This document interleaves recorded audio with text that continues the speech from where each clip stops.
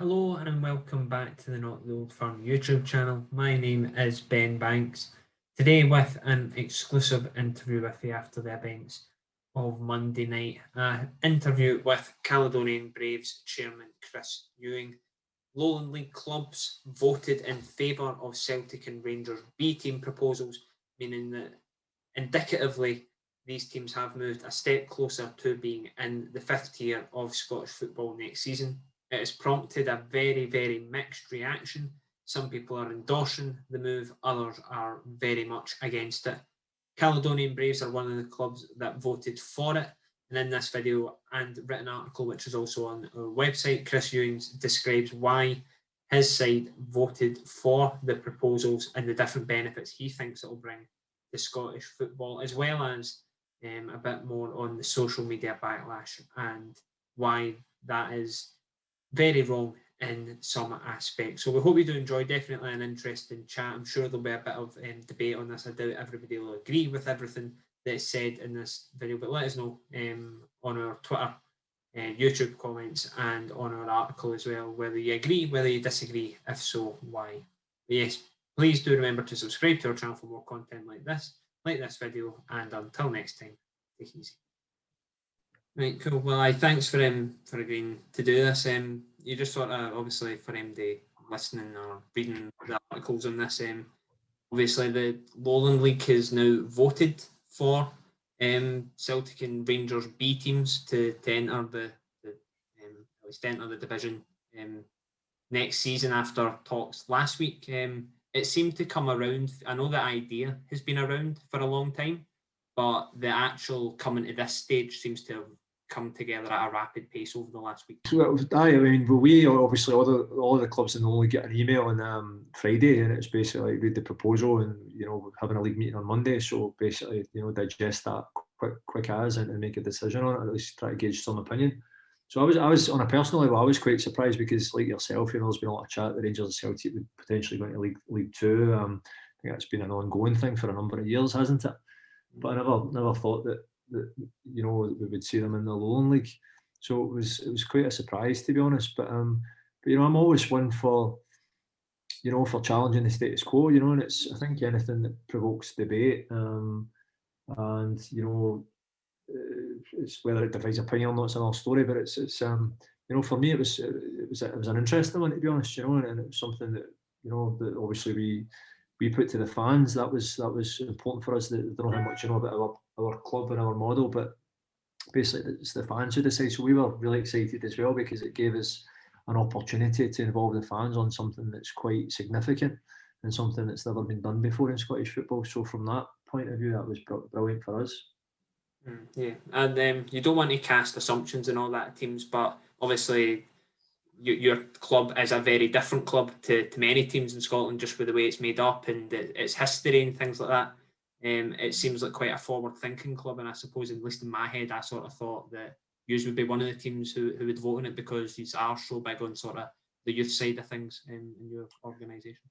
Yeah, I think. I mean, well, it was the fans, and I think maybe we're a wee bit different as well, as that we have fans that are not all necessarily based in and around the Central Belt. We have fans, literally all over the world. I know it sounds a bit pretentious, but through the app, we have fans that vote in it. And tendency is that the fans from out with Scotland are not drawn into this whole kind of Rangers Celtic kind of debate. I think they just see it for what it is, which is two institutions, footballing institutions, known in a worldwide, platform, if you like, having B teams in our league, which is obviously going to, from someone on the outside looking in, it's a no-brainer. When I speak to some of my friends in France and I try to tell them about some of the kind of fallout in social media and why people are so vehemently opposed to it, they can't understand it. It's very difficult to explain that to people out with Scotland. But the idea for me on a personal level was a no-brainer. It adds two quality teams to the Lowland League. It brings a level of profile to the Lowland League. There's obviously commercial opportunity there as well if the league can manage it well in terms of providing maybe a sponsor for the league. And when Rangers and Celtic travel around the Lowland League, I'm sure they'll bring supporters. So for me, it was a no-brainer. It's only positives. obviously the big negative that comes out a lot is integrity. Tier 6 clubs. But the bottom line is there's no, to my knowledge, there's no. This proposal is not to the detriment of the pyramid or any clubs at Tier 6. Rangers or Celtic will not be promoted. Rangers or Celtic will not be relegated. There will be promotion and relegation next season, as we're led to believe, as per. So there's no club disadvantaged by that. So that does not, if there's no club that's at a disadvantage, then it does not, for me, call into question the integrity of the proposal. Yeah, I think for me as well, would you have perhaps liked a wee bit, I suppose for all clubs, would have liked a wee bit more time on it? Because, like, as you say, it's such a big decision to take over a weekend, or were you? No, really, because I think there was a time scale. I think obviously for Rangers and Celtic to come into a league, then there has to be some certain changes to the rules, the competition rules, to allow them to come in, and there's obviously deadlines that go along with that. So that's why it was done so quickly. But I don't think having any more time to debate or to discuss would have changed it. And I think, if I'm being honest, what I see on social media from the wider kind of Scottish football community is a mega overreaction. It's 1 year. If you're saying Rangers or Celtic are coming into the pyramid system and they will be in the pyramid system forevermore, then you could maybe say, maybe that's no ideal for the other clubs. But it's 1 year. It's Rangers and Celtic, essentially young guys, under 20 players, coming into a league for a year. The bigger question for me is why Rangers and Celtic, again, institutions of Scottish football, feel that they have to come into the Lowland League to provide, their players with development opportunities, because there's a gap in player pathway here in Scotland. That for me is the bigger question, and that's what we should be addressing. Not whether or not Celtic are in the Lowland League. It's 1 season. It's an opportunity to do something different. It's an opportunity to challenge the status quo. It's an opportunity to freshen things up a wee bit. And again, opportunity, great word. It's a fantastic word, and it's very underused in Scottish football. And I think the clubs who voted for the proposal done so with that in mind, and good on them, because it was a brave decision. There were clubs opposed to it as well. I think Bonnyrigg Rose did I think it was 95% of fans to 5. They were. I don't think the figure of clubs who voted against has been released, but was it tight? It was 11-5 in favour, with Kelty, I believe, who abstained because of their current predicament, obviously playing in the playoff. But again, that's the great thing about votes. It's a democracy, and Bonnyrigg, I think they're a great club. I've got a lot of respect for them, and they've done well with the canvas for their fans, and their fans voted against it, which is their absolute right, and they've done it for the reasons that they believe right for their club. And the flip side of that, you get Berry Rangers, who I believe voted for, and again they canvassed their fans as well, and they voted for reasons that they felt benefited their club. And that's the great thing about a democracy. Everybody has a vote, and in this instance, more clubs saw the potential in it than didn't, and that's why it's passed. Mm-hmm. Since you've voted for it, let's speak about some of the at least benefits that have been highlighted in statements and different bits and bobs over the past sort of few days. Commercially, I think it's been one of the big ones. Obviously, the Lowland League doesn't have a sponsor at the minute, and when you put Celtic and Rangers in at any level, it will attract some sort of interest. But is there a fear that perhaps, can you sustain that sort of interest over a season? There'll be an initial perhaps buzz about it in the first couple of weeks to see how it pans out, but can you keep a core audience of people watching these games over a season? I don't know, but I don't think, regardless, there has to be any fear about anything. You mentioned, is there a fear? I don't know. Certainly, I'm not scared about anything. Certainly, again, as the owner of the club, my commitment is to the fans, and the fans voted to approve the proposal 68% to 32. So I voted on behalf of on behalf of the fans. For me, on a personal level, I would have voted Rangers Celtic into the league for nothing. It's not about money, it's about football, it's about passion, it's about excitement, it's about something different, it's about freshening it up. I think if you ask any fan, you'll get fans who voted against it, probably, that would probably still enjoy going to watch their club playing against the Rangers or a Celtic B team and probably beat them, because a lot of people as well have the assumption that Rangers Celtic will come in and win the league and what league. It's a very, very tough league, and I think it'll be really, really interesting. Any neutral, I think, would be very interested in watching a Rangers or Celtic B team playing against a Bonnyrigg or a East Kilbride or a BSC. So And is that not what football's about? Is it not about exciting fans? Is it not about watching the best quality of young player that you can? Billy Gilmour, right? Billy Gilmour's at Chelsea, going to play in a Champions League final. If this happened a few years ago, he would have been playing in that B. Potentially, he would have been playing in the B League. Is that not something exciting? Is that not something you as a fan would like to go and see your team playing against a young guy of the quality of Billy Gilmour? Or some of the young players that have come into the Celtic first team over the last couple of years, or the Rangers first team? Is that not what football's about?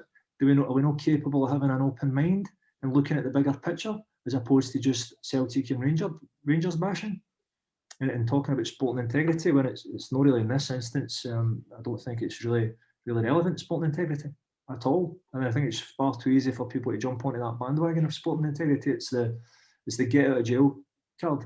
And also another thing, I think it's very today, but we live in a society, unfortunately, where everybody is falling over themselves to be offended by things. This is very inoffensive. It's two young teams coming into a league, providing player pathways, for the best young talent in Scotland, and offering opportunities for Lowland League clubs for one season. No more than that. It's nothing more, nothing less. And I think people tend to forget that. Because you guys have obviously very recently had to sort of work your way up to this level, and you touched on the sort of league clubs there, but people from naming examples, Darvel and Clydebank, things like that, putting serious investment into it. And I think they feel that, well, if we gave the Lowland League, I think the quoted figure was 50 grand Celtic and Rangers have given the Lowland League to get in. If we give that, do we then get in? I think that's the argument from their point of view, but what's the grounds of that argument? What's it based on? Well, I think they're miffed about, basically, they feel that Celtic and Rangers have got a free pass into it. Now, the fact that you said that you would admit them in for free, the other thing that's getting bandied about is that Lowland League clubs are just taking the money to run away, and in the midst of a pandemic, it helps keep the light on. But if you're willing to, well, at least you're saying... Well, two things. First thing, I can only speak for my own club. And again, it's the fans that voted, but certainly personally, I wasn't motivated by them. And I think it works at £3 grand a club, and it's not even sure that the club is going to get that money. It's the league that decide probably what's going to happen with that. Talk about fans, but we're not, like you said earlier on, there's no guarantee that there's going to be full houses at games. So for me, of course, if clubs can make money from it, then great. But it's not a motivating factor for myself on a personal level. And again, when we talk about this kind of sporting integrity, we're coming out of a pandemic and we're coming out, seasons null and void. There's no Rangers and Celtic are not taking the place of any club in Tier 6. There was no champion declared in Tier 6 last season. We're not taking that place. And I think if any club in Scotland is entitled to an opinion on this, it's probably ourselves, because you're quite right. When I set up, we are the youngest football club in Scotland.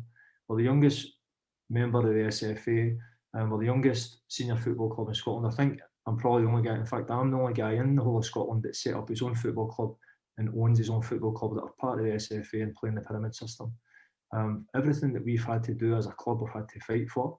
We were denied SFA membership on the basis of sporting meritocracy because it came through Edge Sport Academy when we bring in young French footballers for a fee.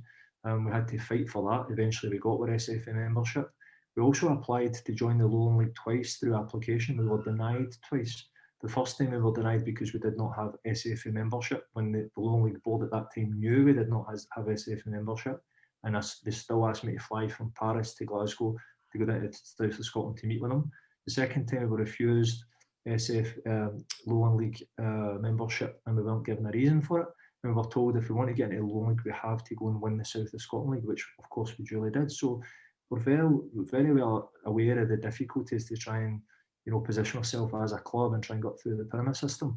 And I don't see for the life of me where clubs can say that there's a question of sporting integrity here. I don't see it. I just don't.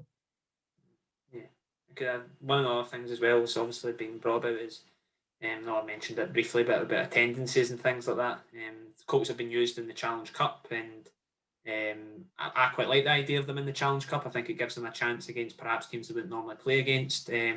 Rangers Colts especially did really well in there. I think 5,500 they got for Rangers v Wrexham game. But I suppose the thing is with fans, is it hard to gauge that side of it because it's so unknown? I mean, you played less than half a season and your season was null and void, and there's no really ground. Although the picture looks brighter for fans next season, it's quite hard to gauge now because it's sort of you're stabbing in the dark a wee bit. I think so. I mean, it's always difficult. I mean, like every penny's a prisoner for punters as well, and whether they go to a first team game or a B team or decide to go to the cinema with their family, they have to make those choices. But I think the fact that Rangers and Celtic B teams, should it go ahead, be in obviously a league format where they're playing for points, and I think that's something that excites both Rangers and Celtic in terms of player development. Speaking for myself, I used to play for Motherwell, and at that time there was the reserve league. And you used to learn more in 90 minutes playing with first team players in the reserves than you did in probably a whole month in training. And I think that's what Scottish football's missing. So that for me is the question: is it time to bring back the reserve league? How can we actually address the concerns that Rangers and Celtic have in terms of player development? Can we do more as a footballing country, a footballing association to address that, so that teams like Rangers and Celtic don't feel like the only way they can develop their players is to come into Division 5, Tier 5 of Scottish football? Yeah, I think that's the big thing that's being bandied about here. Is the overall theme I'm getting for this is it's player development over, or at least for you guys, over anything else. Well, we were on a Zoom. I was on the Zoom, obviously, the league last night. It was about 2 hours actually, and Chris McCart came in for Celtic, Craig Mulholland, and Stuart Robertson for Rangers. And we had an opportunity to speak with them and ask them questions, and they were very open, very honest, very candid. These guys are very, very professional people. A lot of experience in football development. Coaches, players, and all that kind of thing. And development's key to Rangers and Celtic. That's why they're doing it. They're not going to make any money from it, I don't think. And in fact, I had actually raised the point. I think that Rangers and Celtic should donate their home gate receipts, to maybe a trust to put back into youth football or football development across Scotland. I think that would be a way as well to try and galvanise support for the proposal out with the Lowland League. And that's something that they said they would consider and look at doing. So if they're able to do that, that would be fantastic as well, because it's not only obviously Rangers and Celtic players that get to benefit from the development, but it's also the wider footballing community.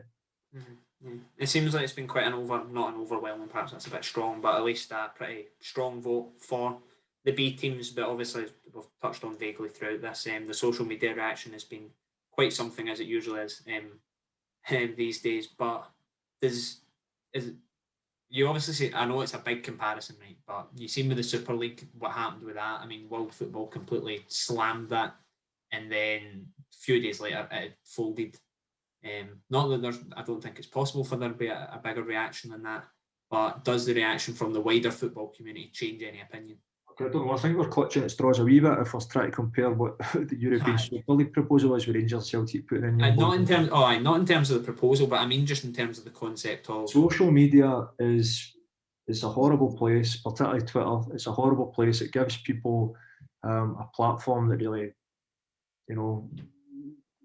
almost an anonymous platform to spew to spew bile and hatred, and it's incredible. Actually, I look at it and it's actually funny. I say funny, but it's actually coincidental that Monday the 10th of May was the start of Mental Health Awareness Week, and then you get, just in our Twitter feed, we're getting people calling our fans cretins, saying we're an embarrassment, we're a joker club, sellouts, so all sorts of kind of abuse and criticism, which sometimes I think people go over the line with it. It's at the end of the day, we've made the decision, the fans have made the decision, we feel it's the best decision for the club. 10 other clubs within the league agree with that. Let's just get on with it. Let's crack on. It's 1 year. It's young guys from Rangers Celtic coming into the league. Let's look forward to it. Let's be positive. Let's hope that is a catalyst for change. Let's hope that it promotes debate for the betterment of the game, the betterment for the whole of Scottish football. We're going to the Euros this year. There's things to be positive about. Let's just go on and let's just see if it works for everybody, then great. If it doesn't work, then it doesn't work. It's a year. It's Rangers and Celtic coming into the league for a year. I think that it's been an overreaction from a lot of people in a lot of different quarters. Yeah. And the Celtic and Rangers for a year thing, I mean, are you confident that it's going to be a year? Why would I not be if it? Well, I was going to add, there's no reason to suggest why not at this stage. That's again one of the big problems with Scottish football, because everybody's indoctrined in this whole self-preservation, lies, mistrust, suspicion. It's a nonsense. We're in 2021. We should, if the Lowland League board say it's for 1 year, then who am I to be suspicious of that? I think we need to get away from this mentality of being suspicious and thinking it's cloak and dagger. George Fraser and the Lowland League board, and I don't always agree in a lot of things that the Lowland League board propose, but George Fraser and the Lowland League board have an obligation to the league to provide the league with the best opportunities possible, whether it's commercially or otherwise, and then it's up to the member clubs to vote, and that's exactly what has happened. And it's, for me, again, it's positive. I don't think that we need to start thinking about, is it only a year? Is it, they've told us it's a year. Then I believe that, and I have no reason to doubt that. Right. In terms of next season, in terms of you guys, obviously with the Colts stuff, how are you sort of looking forward to? You must just be looking forward to actually trying to get an actual full calendar of games done.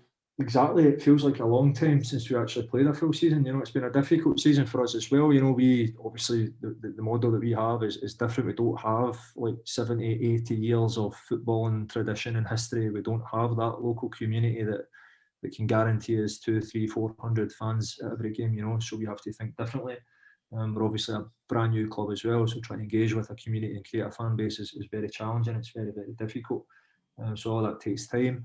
We try to do things a wee bit differently by launching an app and try to give fans a voice to be involved in the club and make decisions. All that takes time, and it's been difficult for us with COVID. Obviously, that's been 2 seasons where it's been start-stop, so we've failed really to get some momentum. So we're looking forward to next season, getting a good team on the park and going in, enjoying the game again, enjoying football, and start talking about football. I've been listening. I live in France and I live in Paris, but I'm a proud Glaswegian, and I think it's been great that I've been able to bring in young French players into Scotland to teach them English and continue to develop them as footballers, and that's obviously their passion. It's been 10 years I've had the academy, and we just had our kind of 10th anniversary just there. So it's been good, and it's exciting, and it's, I'm looking forward to next season, looking forward to seeing what this brings. I'm excited about this proposition for the Lowland League, and hopefully, given time, hopefully some of the stuff on Twitter last night and people's opposition to it, hopefully it's just a kind of knee-jerk reaction, and once they settle down a wee bit, they'll see the benefits in it, and we'll crack on, and if they don't, then that's too bad, but like everything else, time will tell, Scottish football, what's the worst that can happen? Oh, well, we only need to hark back to last summer when it just decided to implode while some of us were on furlough, but hopefully brighter days ahead. Out with even the proposal stuff and all that, hopefully brighter days for the Lowland League, because it has been especially tough for you guys the last 12 months. Not only the Lowland League, the whole of Scottish football, and I mean, it's not perfect, but again, it's about trying to work together to try and galvanise support and try and find the best way. The pyramid, obviously, it's flawed, but it still is there. It's great to see that Kelty had the playoff game with Brora, and Kelty obviously went and showed their quality, winning convincingly over the 2 legs. They're going to the final with Brecon. Be really interesting to see that, and hopefully Kelty can go up. Great respect to Brecon, but I'd love to see Kelty. I think they deserve it. I think they've been fantastic since they've come in, and that's probably why when people see that, that's why you mentioned Darvo earlier, and Darvo, Clydebank, that they'll see that and they'll think, well, that should be us, but it will be them. They will get that opportunity next season once we come out the pandemic, and once we get back to normal, and clubs like Auchinleck and Pollock, Clydebank, these big football, powerhouses, will be able to get their opportunity, and that's what the pyramid system is, and that's what the Lowland League is about. It's about offering clubs an opportunity and incentivising ambition. And having Rangers and Celtic in the league for 1 year next season, I don't think changes that at all. I think it only enhances it, and I think it underlines the Lowland League's ambition, and courage to pull together a proposal like that.